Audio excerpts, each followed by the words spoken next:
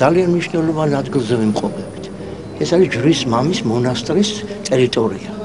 აქ არის განსაკუთრებულად საკრალური ადგილები, როგორც წესია, როგორც ქრისტიანულ სამყაროს შეეფერება. არქეოლოგი მერაბ ძნელაძე ახლა იმ აღმოჩენებს გვაცნობს, რომლებიც კოტე აფხაზის ქუჩაზე, ჯვარის მამის სახელობის ეკლესიის გვერდით მდებარე ტაძრის რესტავრაცია კონსერვაციის დროს გამოჩნდა. სხვადასხვა პერიოდის არქიტექტურას, სამშენებლო ფენებსა და ისტორიულ წყაროებს უძველეს ქართულ კვალთან მივყავართ. ჩვენ ახლა ჩამოვინაცვლეთ დაბლა დაახლოებით პირველი იატაკიდან ეკლესიის. საიდანაც დავიწყებ ჩვენ არქეოლოგიური კვლევა, პირველი იატაკიდან დაახლოებით 4 მეტრზე დაბლა.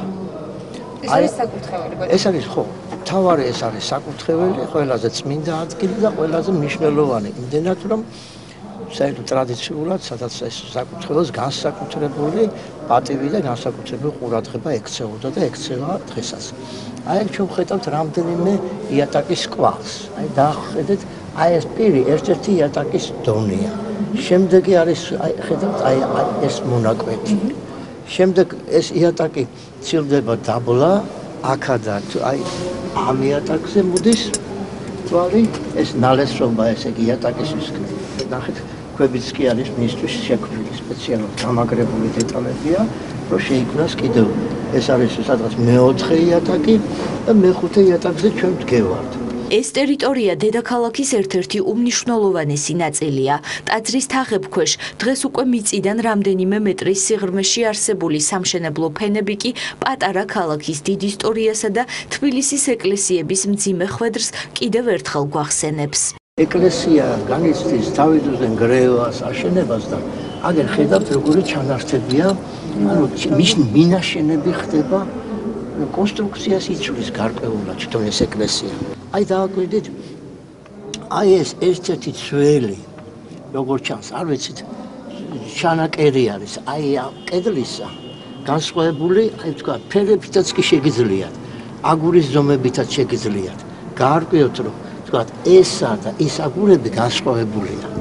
ამას აქვს ამ ეტაპზე ჩვენთვის განსაკუთრებული მნიშვნელობა, იმიტომ რომ ხედავთ, აქეთ იატაკის დონე იქმნება და თვითონ ეს ქვა არის მონაწილე კედლისა.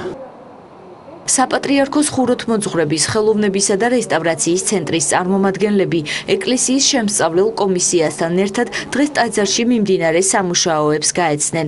აღმოჩენილ სამშენებლო მასალებს შორის განსხვავება და სხვადასხვა პერიოდის არქიტექტორების ხელი საძირკველში ერთი შეხედვითაც ნათლად ჩანს. ჩვენ გვაქვს საკმაოდ რთულ გათხრებთან საქმე, როცა როგორც არქიტექტურა, ასე კულტურული ფენები საკმაოდ რთულ სურათს უჩვენებს.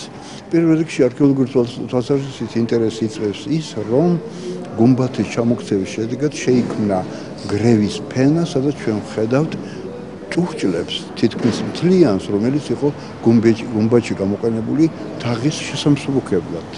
ეს ერთი გარემოება, რაც ხელს შეუწყობს თარიღის გარკვევაში და ამ ტაძრის ფუნქციონირებს ერთ-ერთ ბოლო ეტაპზე მიანიშნებს.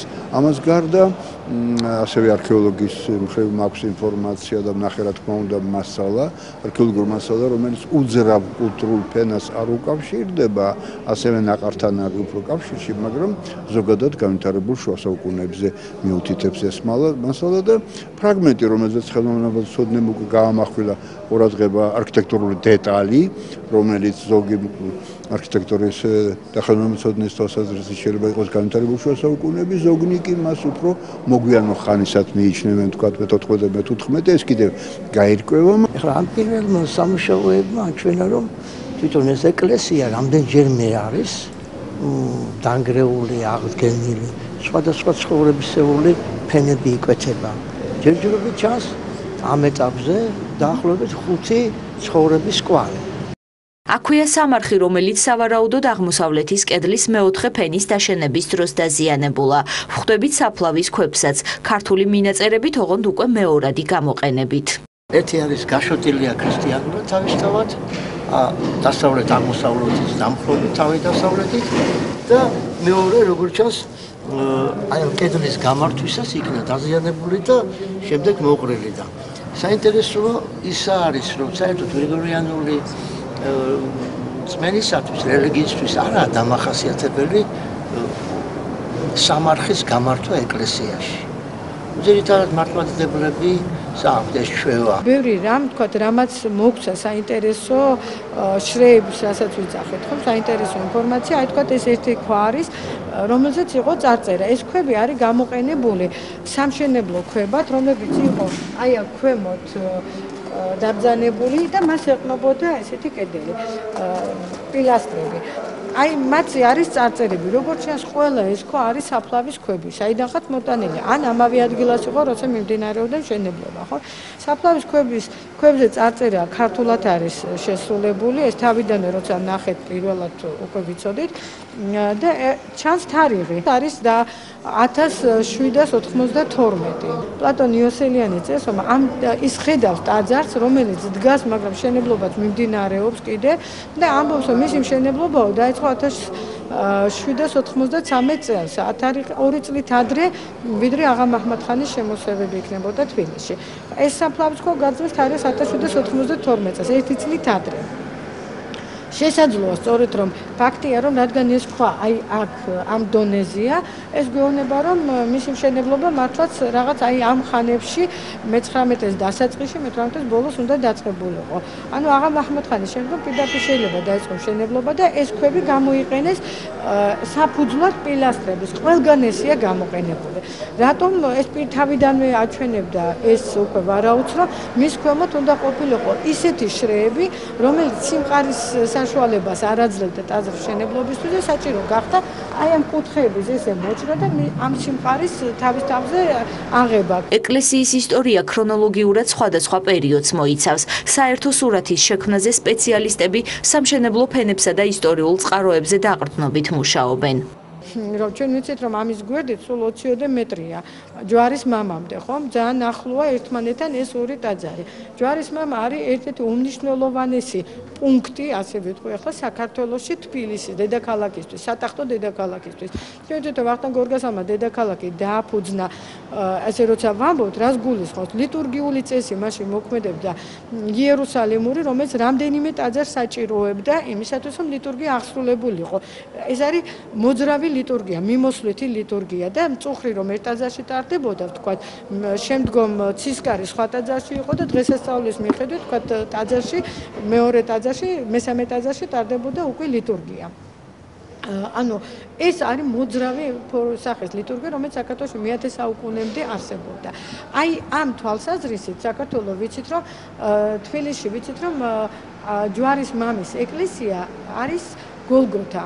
ჯვარის მამის ეკლესიაში წინამძღვრები ინიშნებოდნენ იერუსალიმიდან, ბოლო ძალიან დიდი ხნის მანძილზე. სწორედ აი ამ ტაძრის მშენებლობაც რომელდის მაშინაც ხდება მათი დანიშნა. ანუ ეს ძალიან დიდხანს გრძელდებოდა საქართველოში, იმიტომ რომ იყო მეტოქიონი 3 იერუსალიმური ქართული მონასტრისა და ერთ-ერთი მთავარი მათ შორის არის ჯვრის მონასტერი, რომელიც გოლგოთის ხის გადანაჭერზეა სწორედ აშენებული, ვიცით. ასე რომ ეს რომ გოლგოთაა საერთოდ რა თქმა უნდა არ აქვს არაფერი ამაში და მის ახლოს ვიცით რომ იყო მონასტერი. და ეს მონასტერი ხშირად დაირბეოდა ხოლმეო, აი პლატონის ტექსტი შეგიძლიათ იოსელიანის ნახოთ და მე ისევ აღდგებოდა და ერთ-ერთი თარიღიანი სიგელი რაც არსებობს ჩვენში, ესა ძალიან საინტერესო ნაზარ-ალი ხანის მეფის დროს ხდება ის რომ იგი სიგელში 1692 წლით დათარიღებულია ის სიგელი. ანუ აი ამ ქვაზე სავარაუდოდ 100 წლით ადრეა ის სიგელი. და გამოქვეყნებულია რამდენიმე გზის საქართველოში. ეს თარიღი ძალიან საინტერესოა ჩვენთვის. ამ დროს ნაზარ-ალი ხანი წერს რომ მანო ჯვარის მამის ირგვლივო ნახაო რომ გარშემო იყვნენ დასახლებული სომხები. სხვადასხვა დარბევების დროს ჩვენ ვიცით რომ მე-16 საუკუნიდან უკვე შემოდის სხვა მოსახლეობაც თბილისში და იქო დასახლებულანო და ის ამბობს რომ მან გაიყვანა ეს მოსახლეობა აქედან რადგან ეს მიწა აი ამ სიგელები და კუთვნილებით ეკუთვნოდა ჯვარის მამასო. ანუ მამა პართეს მიუთვალა თავისი მიწა, რადგან ის იყო მეტოქიონი ჯვრის მონასტრის განსაკუთრებით. ამ წერილში აშკარად ჩანს, რომ თუ აქ არსებობდა მოსახლეობა, ესე იგი ეს ტაძარი აქ არ უნდა ყოფილიყო. ის ვერ ხედავს სომხურ ტაძარს, იმიტომ რომ მაშინ უბრალოდ არ გაიყვანდა იმ მოსახლეობას იქიდან. ამ 15 მეტრში შეუძლებელია წარმოიდგინოთ ბევრი დასახლება. კომისიის წევრების განმარტებით, საკურთხევლის მონაკვეთთან არქეოლოგიური თხრილის გაფართოება მოხდა. სპეციალისტები არ გამორიცხავენ, რომ მუშაობის პერიოდში უფრო ადრეული ხანის არქიტექტურის ნაკვალევსაც მიაგნონ.